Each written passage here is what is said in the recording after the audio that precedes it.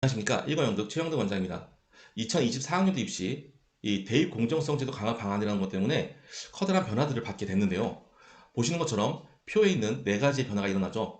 그런데 그 중에 박스를 보시면 이미 변한 것들이 두 가지가 있습니다. 바로 고교 블라인드, 그리고 두 번째로 수능 40% 확대에 대한 내용인데요. 이 부분들은 올해 처음 시행되는 것이 아니라 이미 변했던 거기 때문에 거기에 대한 결과들이 보일 수 있겠네요. 어떠한 영향을 미쳤는지 지금부터 보도록 하겠습니다.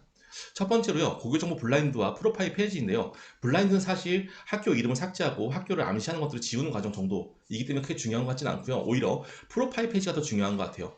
프로파일이라는 거는 2017년도에 대교협에서 그 각 학교가 우리 친구에 대한 정보를 각 대학에 보내줘야 되는데 그게 너무 힘든 것 같아. 그래서 우리가 일괄 수거해서 7가지를 대학교에 보여줄게 라고 했던 제도입니다. 그래서 이 7가지가 모두 삭제가 됐어야 되는데요, 실제로. 그런데 한 가지가 살아남았어요. 바로 3년 동안 교육과정 편성표입니다. 밑에 중앙대 자료를 보시면요, 정확하게 나오게 되는데요. 교육과정 편제표상에 학년별, 학기별 어떤 수업이 열렸는지 보고 우리 친구가 적절하게 들었는지 아니면 없어서 못 듣는 불이익은 없었는지 확인하겠습니다 라는 취지로 받게 된 거죠. 그런데 문제는 제가 봐도 3년 동안 교육과정 어떻게 깔렸는지 보면 특목고인지 자사고인지 영재학교인지 충분히 알 수 있다는 거죠. 뭐 이거 관계없이 만약에 이게 정상적으로 이루어졌다면 특목고랑 자사고의 수시 경쟁력이 줄어들었어야 될 겁니다. 그래서 한번 서울대학교의 자료를 살펴봤습니다. 올해까지 4년 동안의 자료이고요. 총 3번의 상승세가 보일 수 있겠죠. 그런데 3번의 상승세에 모두 100% 이상, 즉 비율이 계속 늘어났던 곳이 어딘가 봤더니 유일하게 국제고가 있습니다.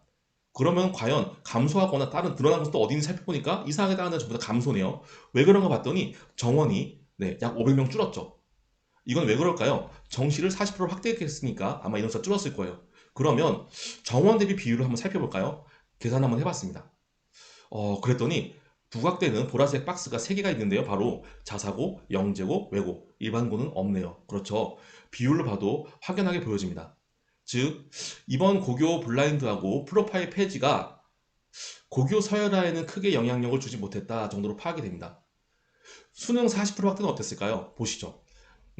간단한 요금을 보여드리겠습니다. 이번에 2028년도 대입 개편 전문가 포럼에서 중앙대학교 백광진 교수님의 자료인데요. 내용 보시면 표가 4개 나오는데 시원하게 이렇게 됩니다. 자, 왼쪽 위부터 결과적으로 수능은 재수생들이 많은 비율을 보이더라 라는 겁니다. 이게 왜 문제가 되죠? 사실 입시라는 것은 재수생들을 만들지 말아야 되는 거죠. 근본적으로는요. 물론 지금 재수생한테 얘기하는 건 아닙니다. 앞으로 꾸준히 그러한 것의 변화를 가져와야 된다는 것이죠. 그게 공교육의 정상화가 되는 것이니까요. 두 번째로 수도권 학생 비율이 가장 높은 게 수능. 세 번째로요.